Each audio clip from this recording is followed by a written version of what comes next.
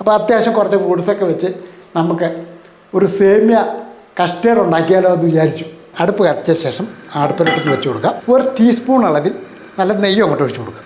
ഈ സേമിയ നെയ്ക്കകത്ത് ഇട്ട് കൊടുക്കുക. സേമിയ ഒരു ബ്രൗൺ നിറമായിട്ടുണ്ട്.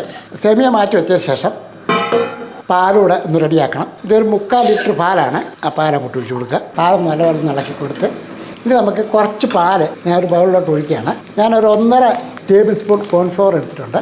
കട്ടയൊന്നും ഇല്ലാതെ ഒന്ന് മിക്സ് ചെയ്ത് വെക്കുക. പാലൊക്കെ ഒരു പകുതി തിളയായിട്ടുണ്ട്. ഇതിനാവശ്യമുള്ള പഞ്ചസാര അങ്ങോട്ട് ഇട്ട് കൊടുക്കുക. നേരത്തെ റെഡിയാക്കി വെച്ചിരിക്കുന്ന സേമിയ അതുകൊണ്ട് ഈ പാലിൻ്റെ അകത്തോട്ട് ഇട്ട് കൊടുക്കുക.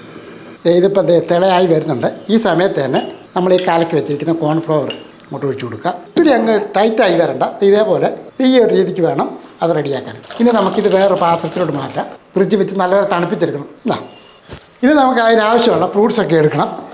ഇപ്പം നല്ലപോലെ കഴുകി വെച്ചതിന് ശേഷം ഞാനൊന്ന് അരിഞ്ഞെടുക്കുകയാണ്. പിന്നെ വേറെ കാര്യമുണ്ട്, ഇപ്പം നല്ല ചൂട് സമയമല്ലേ, ഇതേപോലെയൊക്കെ എന്തെങ്കിലും തണുത്തൊക്കെ കഴിക്കാനായിരിക്കും എല്ലാവർക്കും ഇഷ്ടം. ഫ്രൂട്ട്സൊക്കെ അരിഞ്ഞ് വെച്ചിട്ടുണ്ട്. ഇത് നല്ലപോലെ തണുത്തിട്ടുണ്ട്. നമ്മൾ ഈ അരിഞ്ഞ് വെച്ചിരിക്കുന്ന ഫ്രൂട്ട്സ് എല്ലാം ഒന്ന് മിക്സ് ചെയ്യണം.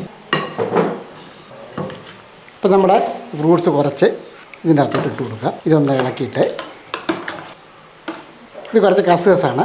ഇത് നമ്മൾ വെള്ളത്തിൻ്റെ അകത്തിട്ട് കുതിർന്നതിന് ശേഷം എടുത്താണ്. ഇത് ഗ്ലാസ്സിലോട്ട് കുറച്ചങ്ങോട്ട് ഒഴിച്ച് കൊടുക്കുക. ഇനി ഇത് നമ്മൾ ഗ്ലാസ്സിലോട്ട് ഒഴിക്കുകയാണ്.